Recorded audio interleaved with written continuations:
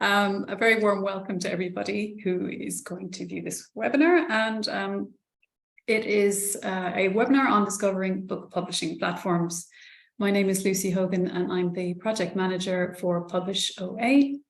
And just to remind everybody, this is being recorded and will be published on the Academy's YouTube channel subsequently. So to give you an outline of today's webinar, it will be chaired by Niamh Brennan, and Niamh is the Programme Manager for Research Informatics at Trinity College Library in Dublin. Niamh is also the co-lead of this project together with Ruth Hegarty, who is the Managing Editor here at the Royal Irish Academy. And Niamh, and her third hat is that she's the lead of the technical group on this project. So many thanks to Niamh for chairing this today. Niamh will provide a brief introduction to our project, and she'll also give an introduction to the contributors today and to the demos, basically. So our demos are going to be pre-recorded. So just to let you know, we'll be playing them and the volume may vary, so feel free to adjust that on your own devices. And we'll have a Q&A at the end that will be moderated by Niamh. Please add your questions to the Q&A box. And also, if we have any information for you, we'll add that to the chat. So the URLs of the platforms, etc. So additional information will be added there. And with that, I will pass over to you, Niamh. Thank you very much, Lucy. Lucy, our brilliant, intrepid and utterly capable project manager, without whom we would be lost on this project. We're also missing Ruth Hegarty today, unfortunately, due to illness. Ruth is the project lead on this from her position as the publications manager of the Royal Irish Academy. And we're very grateful to the Royal Irish Academy for all of their support with this project. About PublishOA.ie, funded by the North, the National Open Research Forum.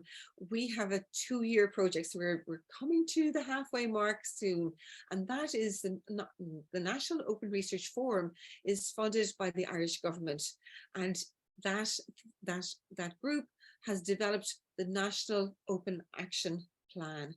This project is part of that National Open Action Plan, and under the heading in particular of bibliodiversity, that wonderful term that we think the French originated.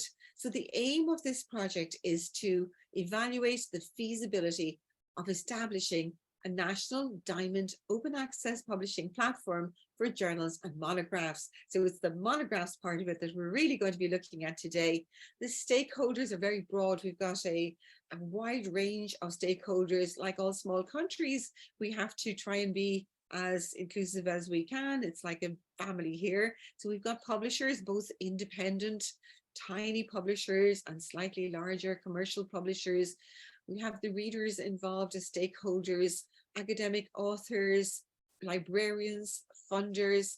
We have the Irish Humanities Alliance, the Irish Open Access Publishers Group, and many more. So we've got a lot of inclusion here, and we hope that those of you who are attending this online are going to take this opportunity to put in your questions and answers in the Q&A or comments into the chat if you want to do that, and make this an even richer experience than we already have. So you can get more information about the PublishOA project at the website. You can see the link there. There's the Twitter handle and the email contact details too. So I'm going to pass on to discussing and to introducing our panel that we have here today. So the contributors that have so kindly agreed to come and enlighten us about their particular OA book publishing platforms are, first of all, I'm going to mention this in the order of appearance, and we'll introduce them all together. Again, with much thanks for them giving their time to providing these demos and attending in person today. So from the Coko Foundation, joining us from Cape Town, we have Christina Tromp. Christina is the project manager of Coko's book platform, Ketida. So the next alphabetically is Manifold. So Manifold's pre-recorded demonstration is going to be given by Matthew Gold. Matthew is in the area of English and Digital Humanities in the City University of New York.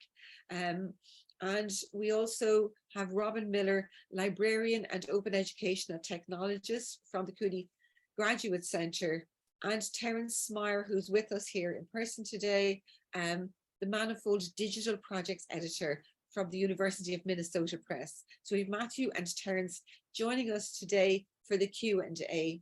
And then finally, last but not least, from the Public Knowledge Project, PKP, representing Open Monograph Press, we're delighted to have the very distinguished John Walensky, founder of PKP, Professor Emeritus from Stanford, open access activist, guru, and pioneer. And John is going to join us to take us through the Open Monograph Press.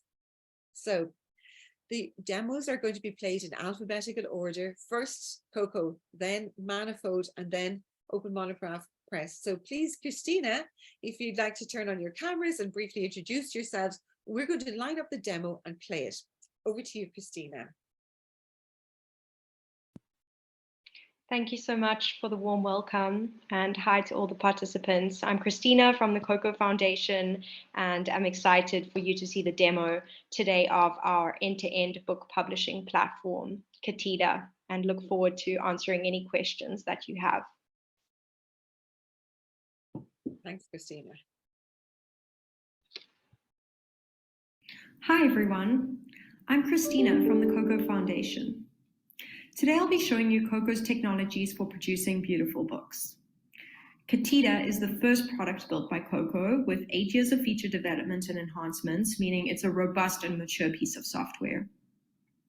Ketida is built on core Coko technologies that have been used to build over 15 publishing platforms over a broad range of use cases around the world in sectors including education, government, publishing, NGOs, medical training use cases, COVID research, and more. Coko is releasing Ketida 2.0 this month, and so today's demonstration includes some of the new features about to be released. At its heart, Ketida is an end-to-end publishing platform for multi-format books. It's a workflow-first platform that helps publishers and authors structure, create, edit, design, review, publish, and collaborate on books of all forms and genres. From a click of a button, Ketida automates the creation of beautiful-looking multi-format books. The export formats are compliant to the highest standards available. They're well-structured, elegant, and meeting accessibility standards, which is something the industry has previously struggled to achieve. The whole Ketida system is also customizable and configurable to the needs of any organization. I'll now walk you through the end-to-end system, which, despite its sophistication, is a very simple user interface, which doesn't take much explaining. When you arrive at Ketida, you'll begin by setting up your account, or if you have an account already, you can log in.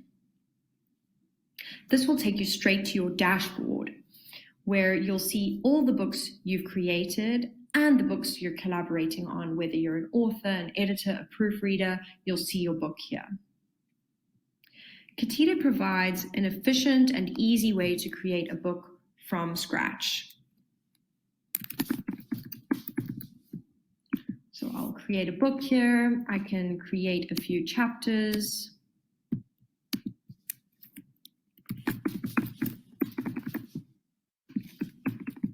I can format my text in all the usual ways that you expect from a Word editor.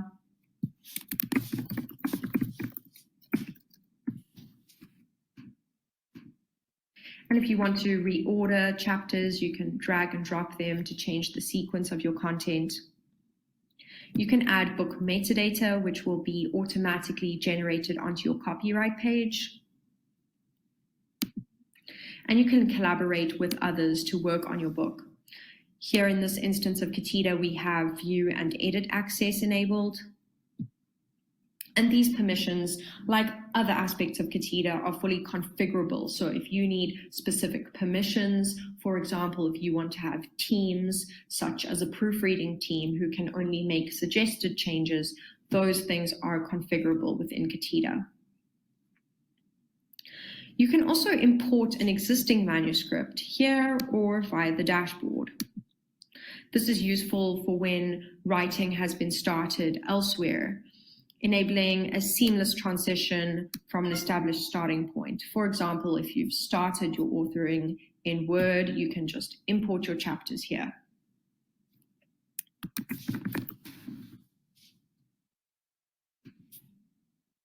You'll add your book title.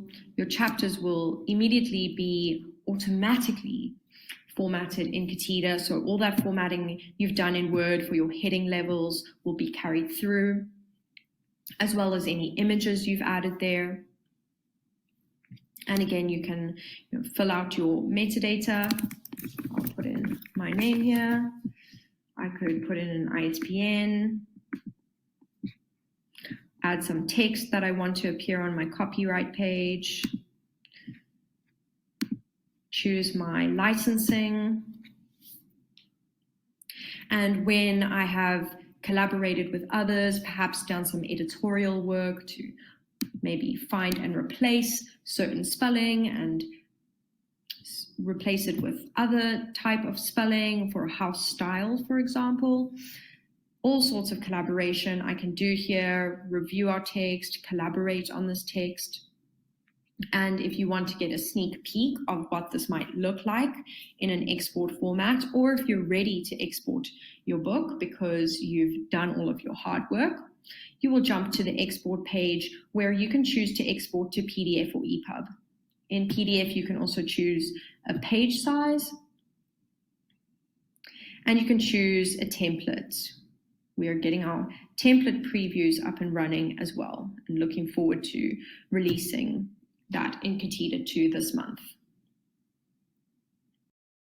So once you've chosen a template, a size, and an export format, you'll have a beautiful PDF generated within a moment or two that has your copyright information that you've added, your table of contents, and all the styles that come along with this template. If you want to try a bit of a different page size, or maybe you want to try a different template to see if there's a better fit, you could look through the templates and perhaps choose another. And you can get a completely different option for styling for your book. And if you're happy with the presentation, you can just download it right here from within Ketida. We also have EPUB export here, as I mentioned, as well as web export, which is currently being integrated into Ketida. ICML export is also supported if you need to continue your journey in InDesign. And Bits XML export is also coming soon. This is quite transformational. It's really a seamless process for end-to-end book publishing. We've just created a book, imported or written some content and collaborated on it within Ketida, and now we can jump straight to our export. Here's another example of what can be achieved with these technologies. You can see this beautiful PDF produced by the Louvre in France using our PDF renderer. What you see here is very simple and elegant, but it's produced with very complex and sophisticated technology. The Louvre, as a user organization, requires the highest standard of production. The same PDF is being used to produce a beautiful hardcover catalog. And the single source of content from which this PDF was generated has also been used to create this accessible web version using our web CMS.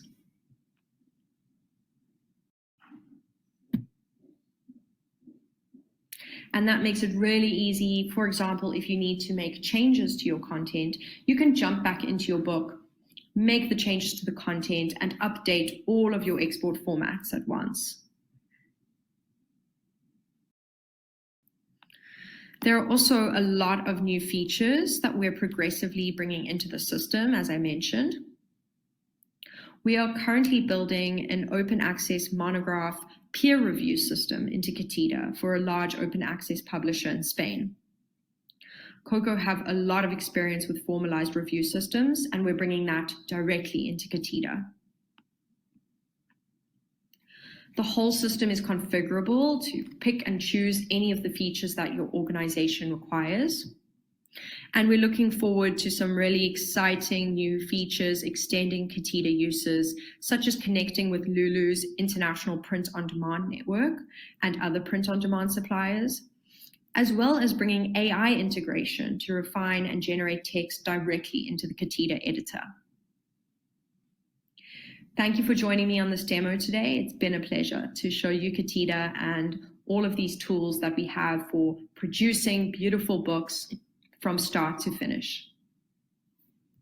Thank you very much, Christina. That was absolutely fascinating. And I have lots of questions. I'm not seeing any questions in the Q&A at the moment, so I'm going to encourage you to try and put them in as we go along and nominate and put in. If you've got a question for Christina, say it's for Christina. I'm sure that, you know, the audience here have questions about this, as do I.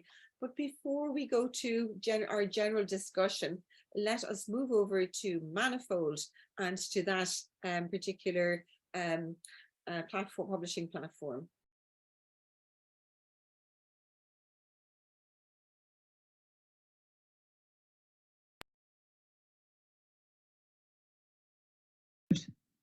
Okay, welcome. My name is Matt Gold. I'm a faculty member in English and Digital Humanities at the CUNY Graduate Center, and I'm one of the co-PIs on the Manifold project, which is a collaboration between the University of Minnesota Press, the CUNY Graduate Center, and Cast Iron Coding. I'm here with my colleagues Robin Miller and Terrence Smyer, and we're going to give you a brief presentation on Manifold.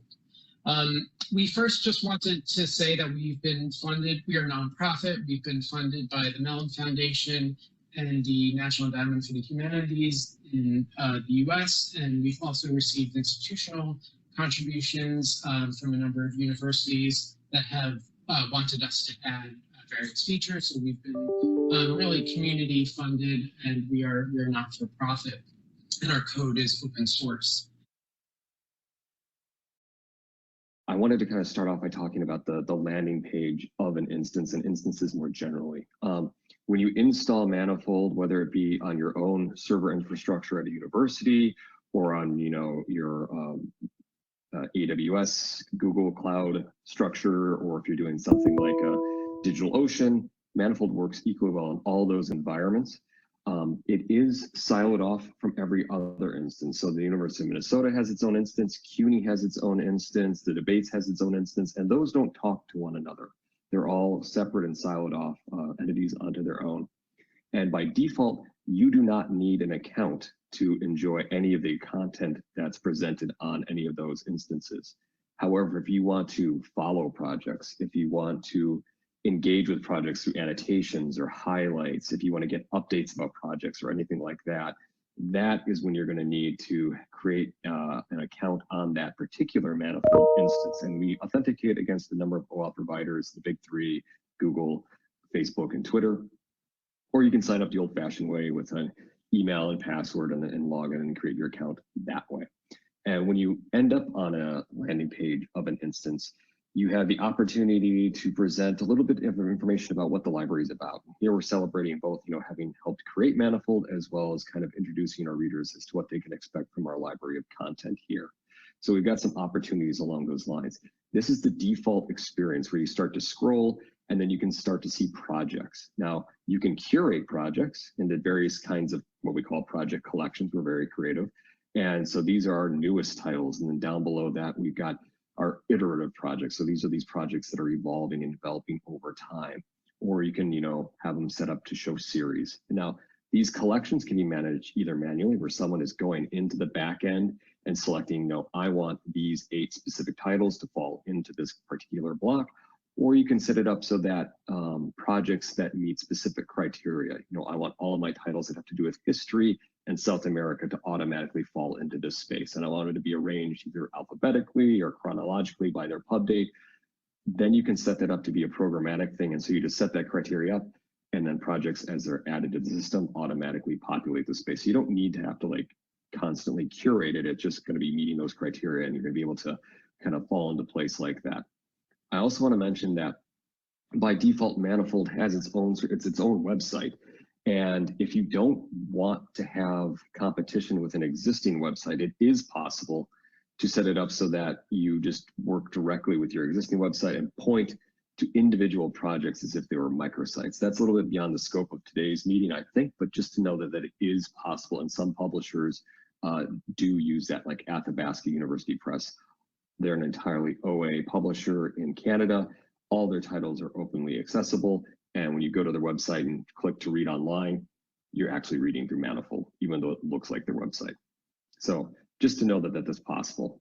I'm going to jump into this particular project, Metagaming, just to explore the components of individual projects. And projects are made up of content blocks, and those are these rectangular blocks that span horizontally across the screen and stack up on the top of one each other, kind of like building blocks, right? Or I think, Robin, you like to say bento boxes from lunch. Either way, perfectly good examples of how this works. And so this block right here is the only one that's required of every project. It's the hero block, and this is where we can provide a little copy, a little imagery to describe what the project is about and introduce our readers to what they can expect from it. We've also got the opportunity to include what we call calls to actions, and these show up as links or buttons. You can have as few or as many as you want, and you can have them render either as a button or as a link, and that can point to content that's in the system, or it can be links outside of the system. So here we're kind of pointing to the authors on their social media spaces, as well as including a link to buy the paperback edition of this particular title. But again, you can customize where they're pointing to and how they're rendering on the screen and how they're showing up either on the left or the right. And you can also associate this with Twitter hashtags. And if your project has, identities on Facebook or Twitter or Instagram, those badges would also appear here. So readers can quickly get to different components of, all the materials that are associated with the project right from this one space. And then down below that, we've got a table of contents block. So this is displaying the navigational structure of a particular text in a project. Some projects won't need this, other projects will. It just really depends. Each project has its own needs, and Manifold is built to try to serve as many as possible in ways that are good reader experiences. And one of the core components of Manifold was to be able to leverage the power of the internet with publications. And so here we've got our concept of what we call resources.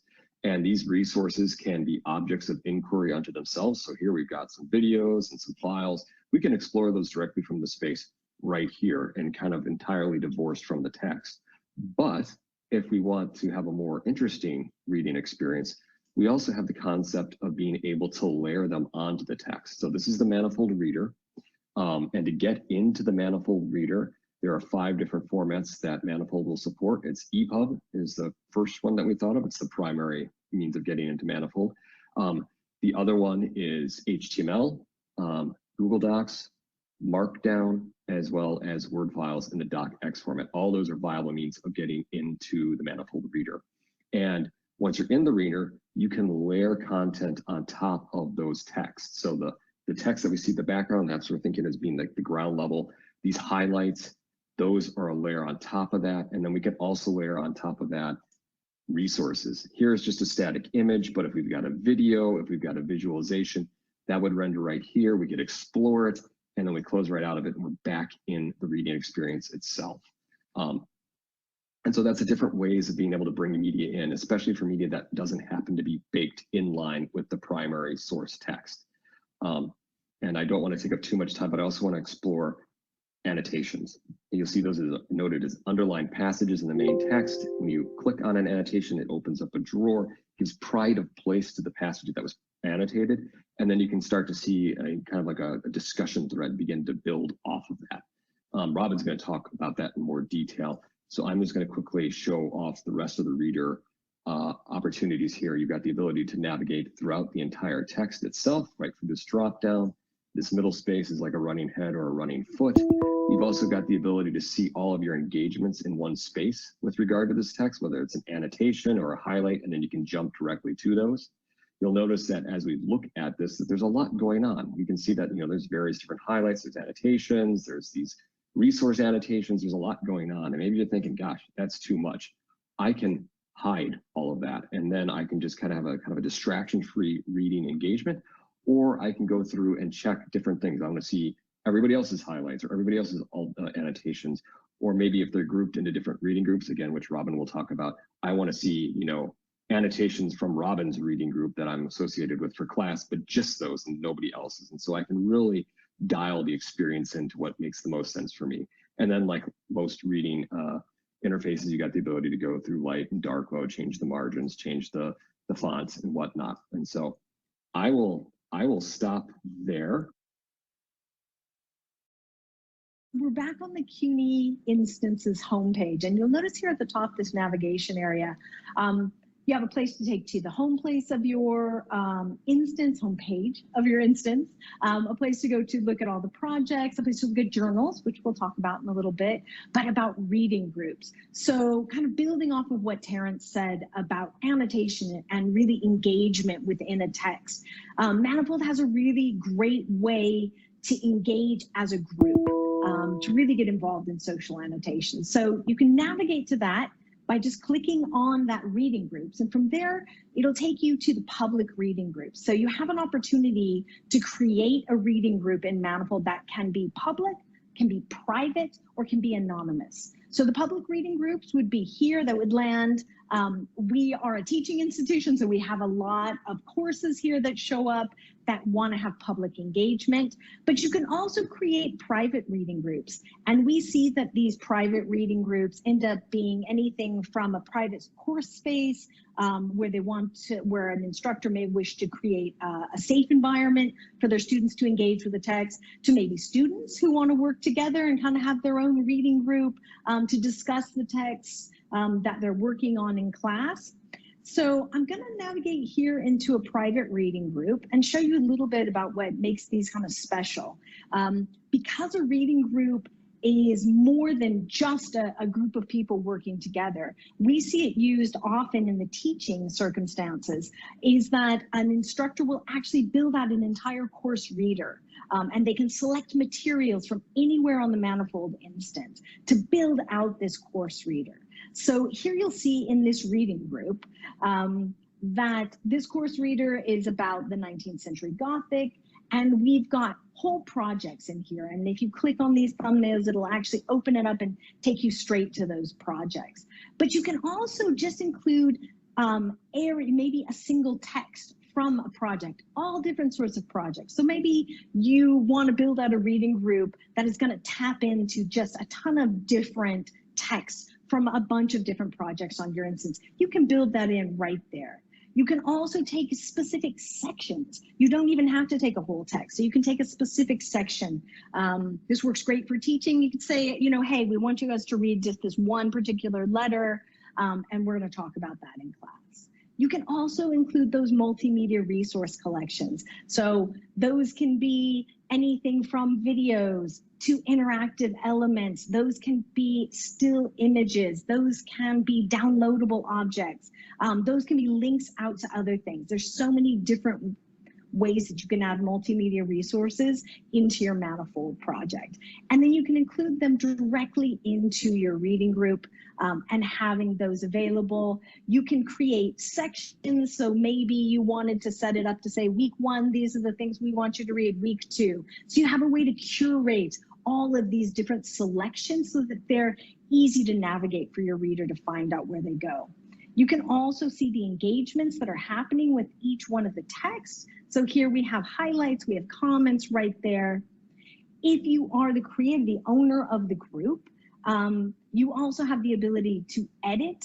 So by toggling that, you have the ability to go into your reading group and sort of move and curate your materials, remove, add, depending on what you need to do for your content. You also have a very easy way to just jump in quickly and to look at the kinds of engagements that are happening with the text in your reading groups. And by selecting any of these links, it's going to take you straight out to that text so you can see where that engagement was happening.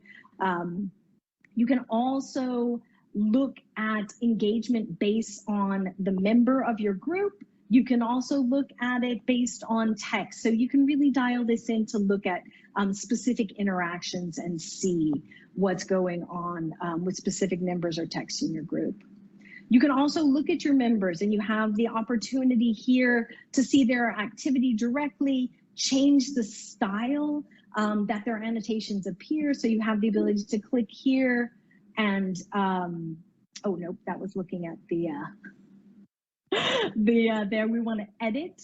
And we can take a look at the annotation style there. So we can move from a solid, a dotted, a dashed, or a wavy line so that you can see just the different way that the annotations would appear. You can also change the role that that member might have in your group. And so what we're looking at right now is a demo instance of Manifold. So this isn't a production ready one, it's just one that we use to show off different features and functionalities. I've logged in as an admin, and there are various different roles in Manifold, so different users can access the back end, and admin has full access to the back end, editor, project creator, marketeer. Other roles have different scoped responsibilities and what they can see, but since I'm an admin, I can get in and see everything. And you land on the dashboard in the back end. This gives you a nice sense of, you know, analytics and whatnot, what projects you've been recently working on. I'm just going to jump into one really quickly here, just to give you a sense of how things can work with Manifold. Like at CUNY, they're using Manifold in the classroom. At Minnesota, we're using it to share a catalog of OA titles. And as those are two completely different use cases, there are various ways of approaching the work in Manifold. CUNY empowers its users to add content to the system themselves. At Minnesota, we really restrict that down and silo it down to just a few users. So only 1 or 2 folks at Minnesota, myself included, can actually add content to the system. And so I've just jumped into a specific one individual project, and just like looking at how you would add a text, you simply click on the text sidebar. You can get a sense for what's already in the system. And if I want to add a new one, we try to make this as easy and approachable as possible. And in this case, I would just take an EPUB that I'm going to drag from the side of my screen over and load it right there directly into the system. And then Manifold will take care of it from there once it connects. And so it's a really quick process we find. And this works for a lot of different EPUBs. The one caveat is it does not work for fixed format EPUBs. That's really kind of getting away from the idea that Manifold is going to be a dynamic reading experience that's completely, you know, you can change the size. And I forgot to talk about that a little bit earlier, where you can change the size of the screen, and you can work in mobile environments just as well as you can on desktop environments, and that's no problem. Clearly, I picked the wrong instance to work on today. This normally takes 2 seconds, and it just goes like that. But you can get the sense that is how a text is added to the system and how you can categorize and move things around. We try to make things very easy. But it is a manual process at this point in time, where you're actually loading content individually and then going in through and curating the individual titles. In the future, we expect that there will be an ability to load projects in bulk and set up certain criteria for how and what kinds of different content blocks will be available, whether or not you're beyond the hero one, whether you're going to have a recent activity, a table of contents, a block that displays multiple texts in one go with different categories, to more versatile blocks like this one, where you can, you know, basically do whatever you want, from including pictures to including different sorts of media, interviews with authors, YouTube videos, that sort of stuff.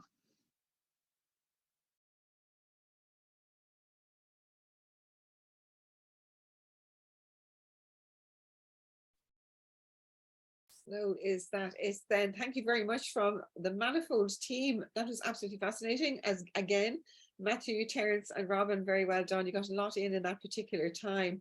I'm looking for questions here. I saw that Christina has already answered one from David Kane on the open peer review system.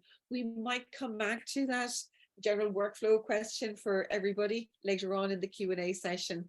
But I think that given that there are no questions there at the moment, or let me just check and see. Okay. May I just say one quick thing, which is that we, in our next version of Manifold, in addition to what we showed where external documents are ingested into Manifold, you will be able to edit and create documents on the back end. Good. Thank you, Matt, for that. I'm sure that that was a question on everybody's mind. I have a note about it there myself too. So thanks for that. David has a question, but it's for everybody. So if you don't mind, David, and everyone else, we'll hold that until after John Walensky has given us his introduction to the Open Monograph Press. So over to you, John. Thank you, Neem. I just want to say, first of all, that what a privilege to have this opportunity to look at Christina, Terence, Robin, and Matthew's presentations. It's something we don't get to do, is to see the wonderful work that others are doing. So it is, I just want to thank you all, and then say I am John Walensky, and the Public Knowledge Project is located at Simon Fraser University as a research and development project in its 25th year. And I appreciate the opportunity to be here. So let's roll it. Thanks, John. Welcome, everybody. My name is John Walensky, and I work with the Public Knowledge Project. We're in our 25th year as a research and development organization that's associated with Simon Fraser University. And I'm here today to present on Open Monograph Press. PKP, as we're known, is perhaps best known for its open journal systems, the most widely used in the world, with over 34,000 journals using OJS. But we, a few years ago, almost 10 years ago, we decided that we needed to address the question of books, that the journal market was growing and increasing, and books were being, well, not ignored, but they weren't receiving the attention I thought they should receive. And we decided we would support that by providing the same kind of software publishing platform, open source and free software, to the question of how to publish books. And I want to take you through a very quick run of what Open Monograph Press provides.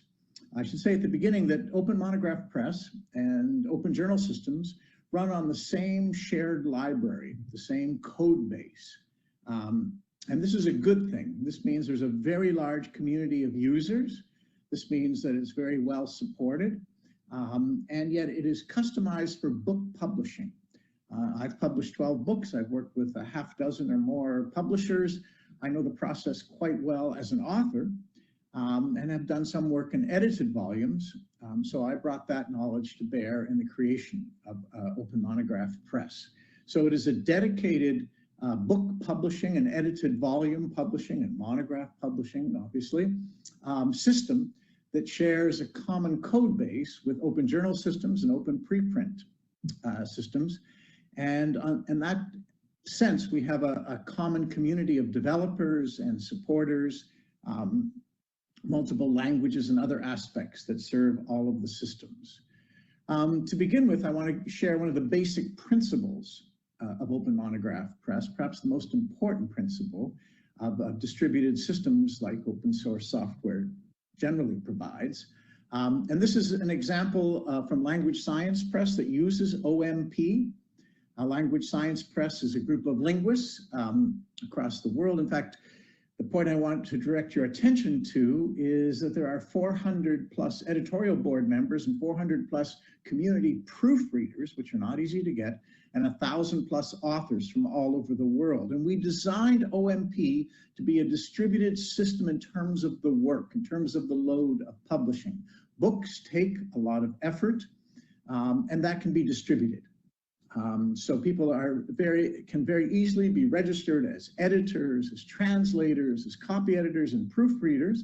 People can come in and out exclusively to the book that they have been assigned to, or even the chapter of a book that they have been assigned to. And the work can be distributed in that way.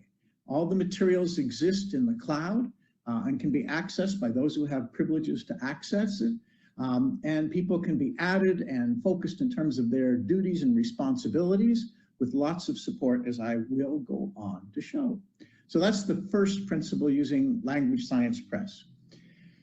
Second aspect is we wanted to replicate what book publishing does well and how it operates in terms of supporting books. This is from Heidelberg, obviously Heidelberg University Publishing in Germany. They're using OMP and they've customized it, so there's a very strong branding element that we allow for. We've designed OMP to be very friendly to HTML customization that doesn't interfere with the PHP code in the background. And this represents, as part of the service, as part of the system that OMP represents, it handles the editorial process, the submission process, the editorial process, production process, and publishing process, and cataloging process. So I'm actually starting at the end here with the catalog entry. And let me provide you a little more detailed perspective on that. So we intend this to be something that can help promote the books as well as see them through the editorial process. So one of the features of the press is that it is open to multiple formats. So you'll see here, this is the same book, but it's a drilling down to it. There are PDF and HTML versions readily available, and there is a buy option in this case. So a print on demand is a very common aspect. It's not something we provide, but it is something that can be easily hooked up or plugged into in terms of outside third-party services. And so EPUB is another format. Amazon, we have links with Amazon, so you could prepare a Kindle version. Again, the press doesn't prepare the Kindle version. Your production team has to do that. They have to prepare the HTML, to prepare the PDF, but we provide the platform. We provide a management system for that platform, assigning duties and responsibilities. But let's go further, let's go into the system. So this is all the public-facing side of the press, cataloging, presentation of materials. These chapters would be directly downloadable in PDF and in HTML with this, as I say, a print-on-demand option. Now, this is what an editor would see. You can have section editors that is assigned to certain activities where they only see a limited number of their assigned materials, but this is the general editor's perspective. This identifies the works that have been submitted but haven't been assigned. It has all of the active submissions, and it has the archives that have been previously published or rejected as part of the record that it keeps. On the left-hand side, you'll see there's catalog access. We have multiple ways of handling the settings, including who has what role in the journal. We have statistics in terms of the number of downloads, also in terms of the review period, in terms of the processing time. And we have different levels of activity in terms of who's been involved for reviews and things like that, as well as administrative tools. So let me go a little further into a particular entry. What you'll see here, though, in the dashboard before we go, in fact, up here, you'll see that I have 23 tasks that I have not completed. Been very, very busy, believe me, and I just fell behind a little bit, but I'll catch up very soon. But in the meantime, I get warnings in my queue that I need an editor assigned to this submission, which is part of my responsibility. There's a review overdue in this submission, and I have been assigned an editorial role in this one, and I need to access the editorial workflow.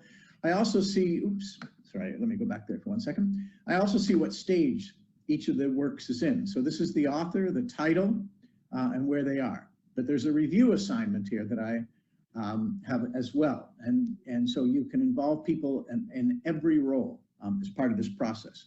When I go into a particular submission, this is Burge et al. On flexible pedagogy, the name of the manuscript, and flexible practices. We have multiple stages. You'll notice this is submission, internal review. We're in internal review right now. Then external review. This would be inside the press. This would be outside the press. Copy editing and production. We also have marketing and publication tabs as well. And here you have just a simple basic management system that allows you to add reviewers, that gives you access to the manuscript, that allows you to make editorial decisions, including send it to the next stage or immediately accept it. This might be an internal work, or request revisions or decline it, of course. You can assign additional editors. You can bring in a copy editor. You can bring in legal counsel. You can have a control over who has access to the manuscript. You can engage in discussions with the reviewers as part of the process. In fact, these two are overdue, kind of a shame. So this is the working space. If you were a section editor, this is all you would be seeing. because you would be limited in the manuscripts you'd be working on. The copy editors similarly are assigned to specific manuscripts. We have an activity log, and we have indexing material in the marketing area describing the pages, the size of the production, and things like that as well, which I don't have time to take you into, but you can take my assurances on that. We're also very strong on the integrity of the process, and we keep very detailed histories of what's going on, as well as allowing note-taking in terms of particular issues that have been addressed. So there's a good scholarly record in terms of both integrity and also the history of the process that is dated and can be reviewed on an ongoing basis by the senior editors and others. So let me turn away from the press for a moment and talk about the support for it. Open source software is a very common feature in the world today, but it is often not supported because there's very little money involved in it. So we have taken on the responsibility of supporting OMP. And you'll see on the left-hand side the different area. This is like an index to the support that we're providing. We have videos that show you how to work with the top navigation bar. In this case, just a very short 17-second one, but it provides a description. And you notice this is OMP3, and this is this release cycle that's common. We're in OJS 3. In fact, 3.4 of OMP, OJS, and OPS has just been released last week. So there is practically every 12 to 18 months a new major release, and then there are small releases with regard to security or with regard to fixes in between the major releases. But OMP3, this is a 3.3 that you're looking at here. OMP3 is a well-established release that is been with us for a few years now. This is a review of the documentation that we provide, learning OMP. So we have an editorial interface, user accounts, catalog management, and more, GDPR guides, translation guides. We even have a user guide for the original version of OMP, so there's depth in our support. We have counsel or advice we provide in terms of designing the journal, how to get started, frequently asked questions. And then the plugin guide. I want to just spend a moment on the plugin guide. So the architecture we use is open source, and one of the features of open source is it's modifiable. You have access to the basic code. And what we use is a plug and play kind of architecture, so that there are many plugins. DOIs, for example, signing DOIs is a special dedicated plugin that you turn on, and you have to have a relationship with Crossref, of course, to mint DOIs. But once you have that, we then provide an automated system for applying DOIs through a plugin. We have plugins for multiple languages. We have plugins for other features that the community has developed in terms of customization, in terms of special features. We develop plugins for people on a per cost basis, but then we always make them open source, and they're always added to the catalog. So in terms of OJS, where there's been more development, we're talking hundreds, but in OMP, we still have a number of plugins that you may want to consider. We ship plugins with the system when they're used quite a lot, and we have a library where you can download the additional ones where they're not as popular or not as frequently used. So I want to draw it to a close at this point in terms of this very brief and very quick introduction. Because this is pre-recorded, this will be a very brief question and answer period. But I want you to know that we have a website that's very easy to find. You just type in Open Monograph Press, PKP, or even Open Monograph Press, and it will take you to our website. I won't ask you to memorize the URL. And you can begin to look at examples of presses. You can look at descriptions of the services that we provide.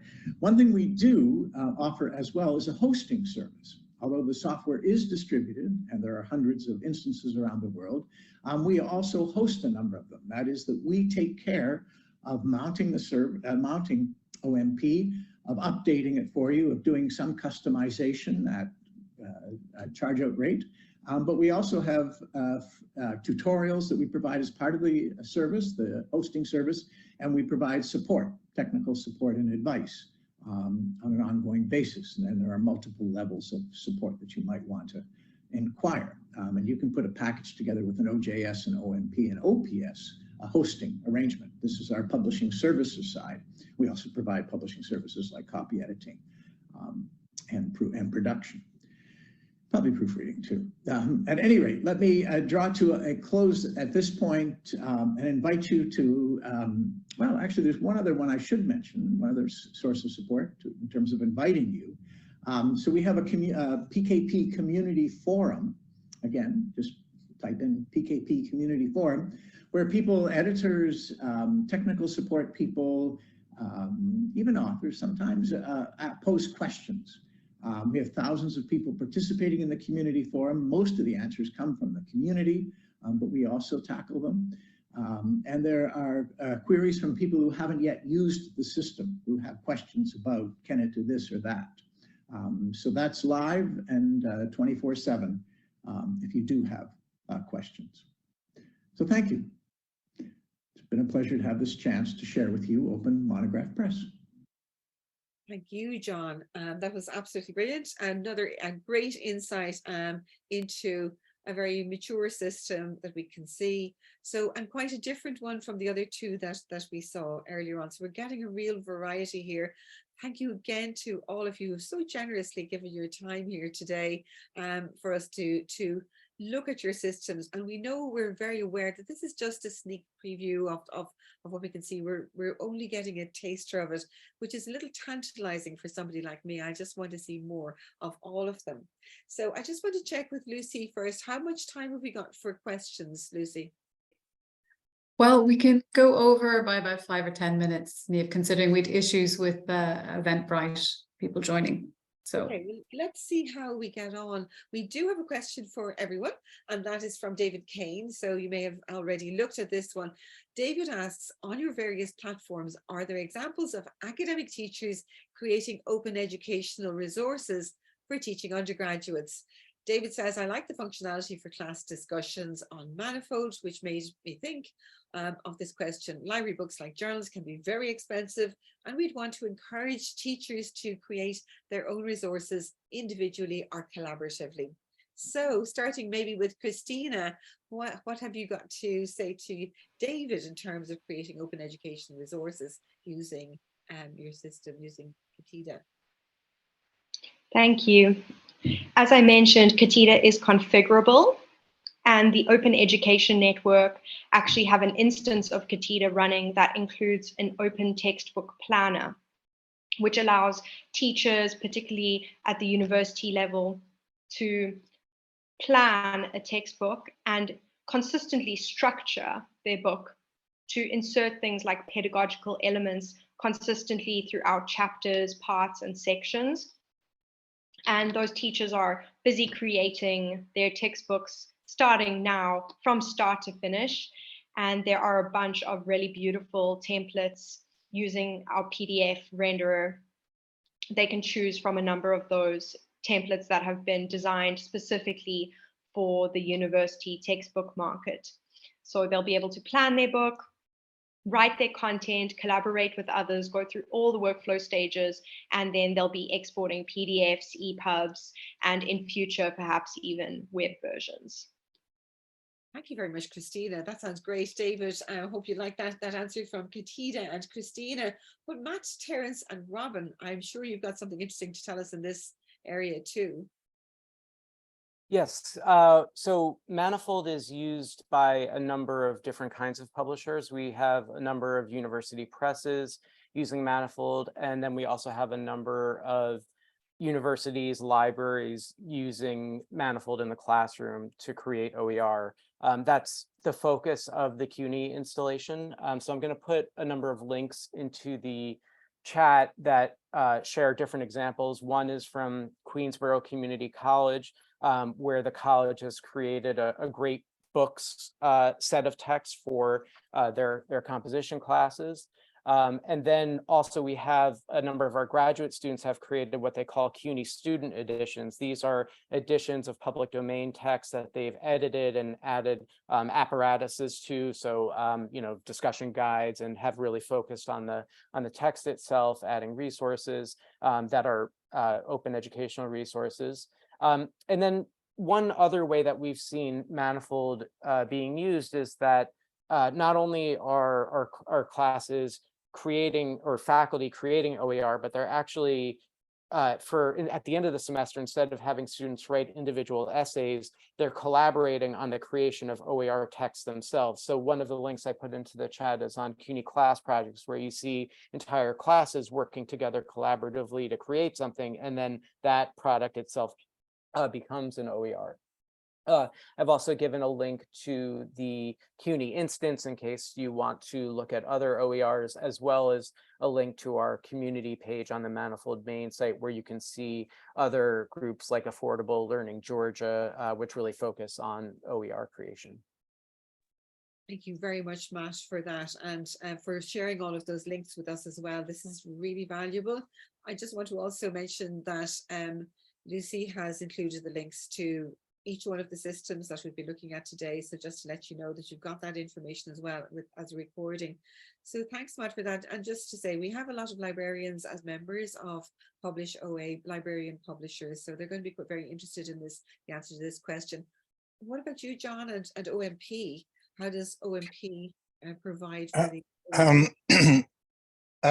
So with OMP, it's the complement of OJS. I just want to draw in, because most of the work that's been done in classrooms has been around OJS, Open Journal Systems, where classes are publishing essays and commenting and co-editing and going through that process. So there we have a much greater, stronger tradition.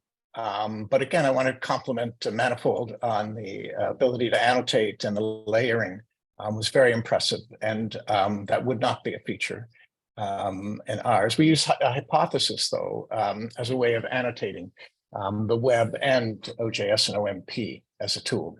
But my thinking is changing even as this seminar, or this webinar, continues.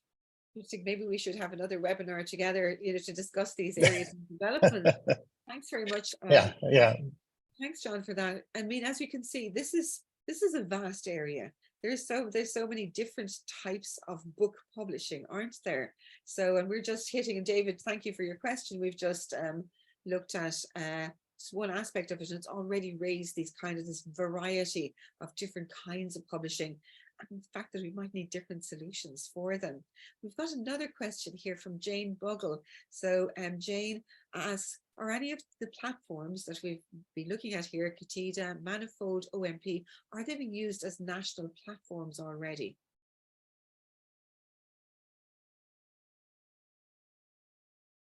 So anybody can come in from any of these? Do you want to continue? Or John? Yeah, one. I'll have to give another plug to OJS. This is the wrong webinar, obviously, but so OJS is being used in Finland, Denmark, and I think other places as a national platform for journals. It's been much more common for journals to take a national approach than for monographs. The monographs have been university presses largely in our case, and universities and libraries. And I think the plug I would make is that OJS and OMP use a similar architecture, similar release structure, so the release cycle, so that anyone who works in one medium, OMP, would be completely familiar with the process in OJS. There are some common plugins. There are differences in internal and external review that is particular to monographs and university presses, but otherwise they're comparable. But this is not an infomercial, this is a webinar, sorry. Don't worry about the infomercials, we're okay with that. You're all there to show us your systems, and you're doing it very well, all of you. With John, we have actually had a previous webinar on that journal publishing, and we had a presentation from Matt and Co on the open journal systems. So with the demonstrations of the Finns and from the Netherlands as well. So we're familiar with that.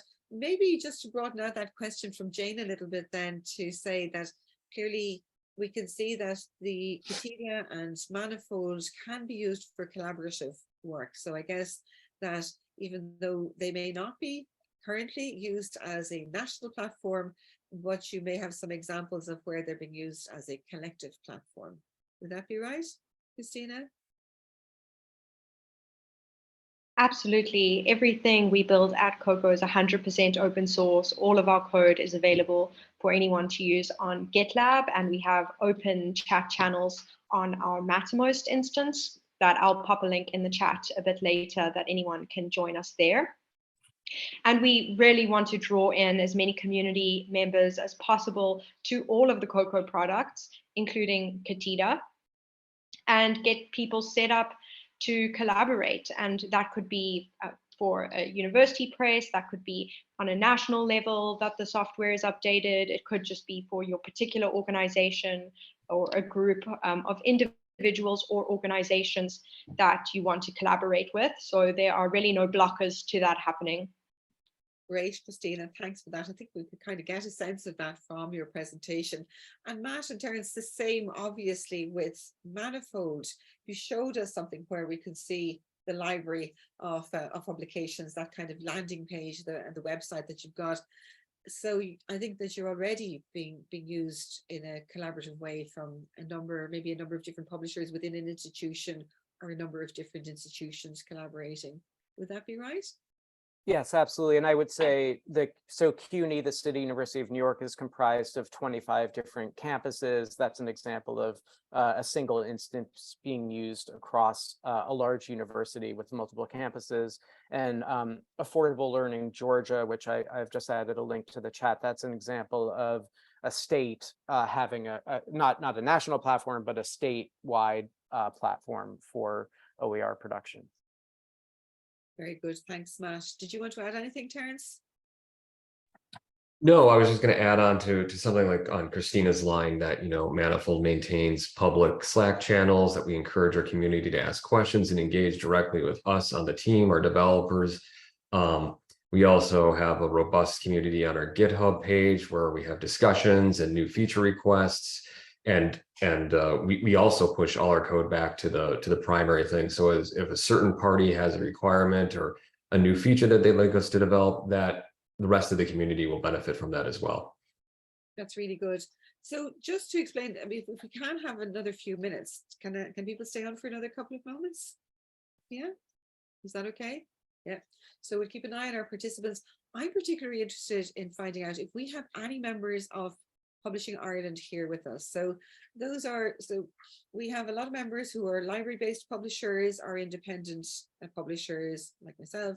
But also we have publishers as part of this project who are members of commercial publishing organizations, and they have a particular challenge. They have to face the challenge of open access. Many of them are ill prepared for this. This is not my judgment on them. They've told us that they would like us to help them to find solutions to achieving open access, and increasingly the open access is being required from funders for monographs and other kinds of, book-like long form publications.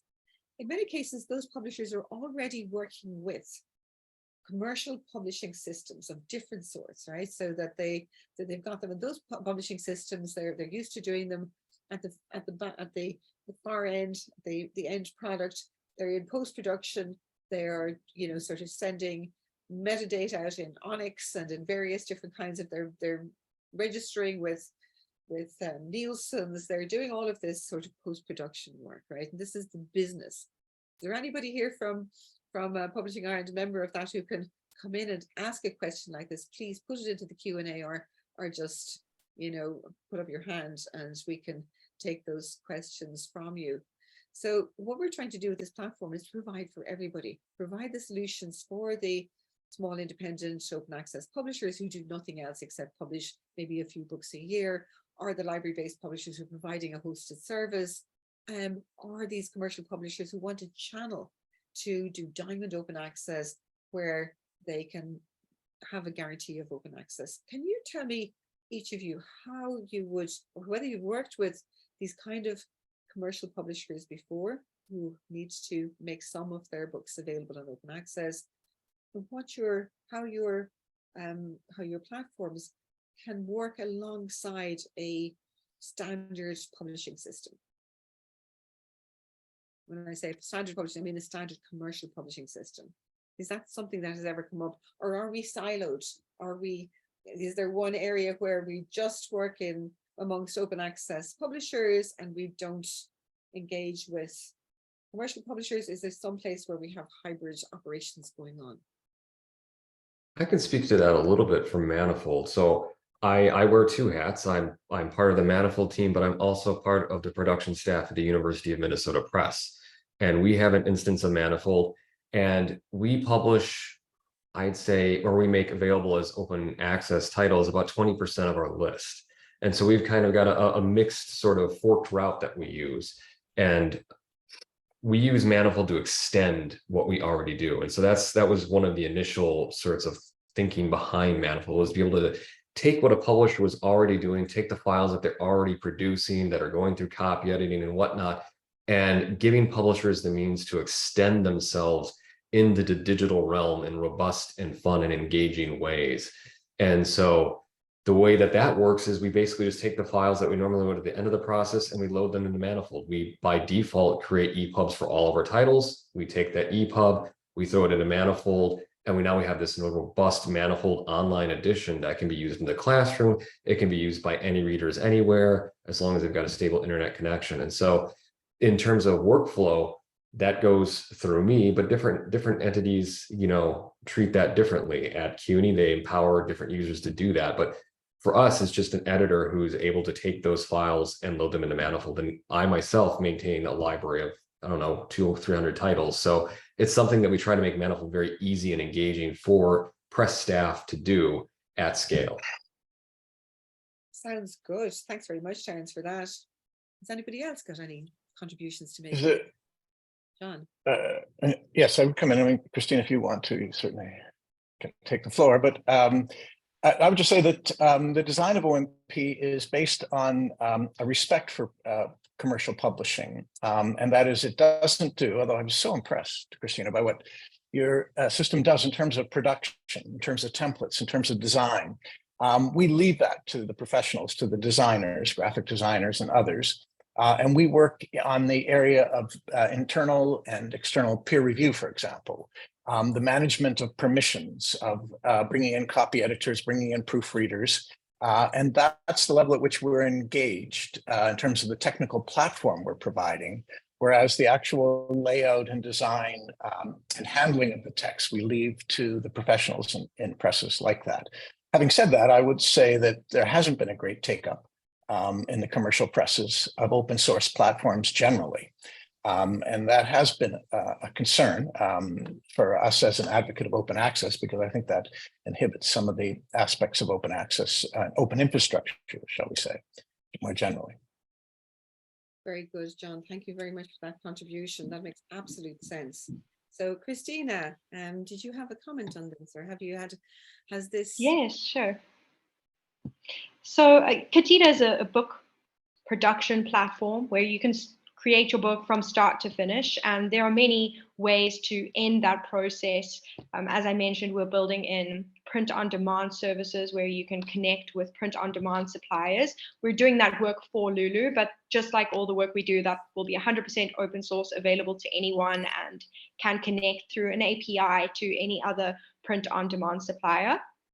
So of course, if someone wanted to sell their books at the end of the process in Ketida, if the instance allowed that, of course, you could set up an instance that didn't have those endpoints to sell a book if you didn't want them, because everything is configurable. So if someone wanted to sell their book at the end of the process, that would be completely possible. We also have institutions creating books like book sprints, who create books in, I think, 4 or 5 days. They create books of all sorts, bringing teams together to create those books. Atla Press, Longleaf Services, UNC Press.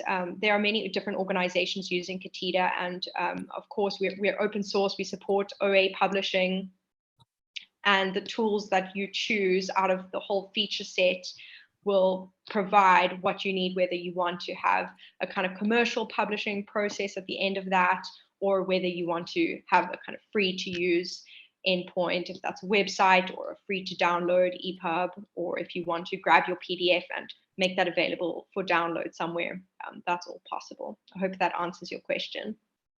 It does. It certainly starts to answer it. Thank you again, Christina, for that. So Lucy is doing the equivalent of pulling me off the stage with an umbrella, or walking stick. So I think our time is up because we want to respect your time. Thank you so much, everybody, for taking part in this. We have heard from you and Ketida.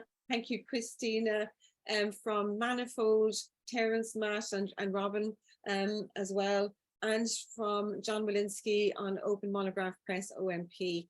I think this has raised a lot of questions amongst us. I just wanted to tell you that every member of the PublishOA technical working group is here, all of us. So we're going to be talking about this afterwards, and we will be getting back to you with more questions. And there hopefully will be more questions from our community for you as well. But this just remains for me to thank you again very much, and thank you to everyone who attended. Thank you, Afric, and for brilliantly managing all of the demos and all of the organization of this. And over to you, Lucy. Okay, well, basically just what Niamh said. Thank you all very much for attending, and thank you particularly to our contributors today from Manifold, Coko Foundation, and OMP. And we'll be having more events which will basically be aimed at publishers. So hopefully some of them will be in real life, and some of them will also be webinars. So thanks again, everybody, and see you the next time. Thank you. Thank you, everyone. Bye-bye. Thank you.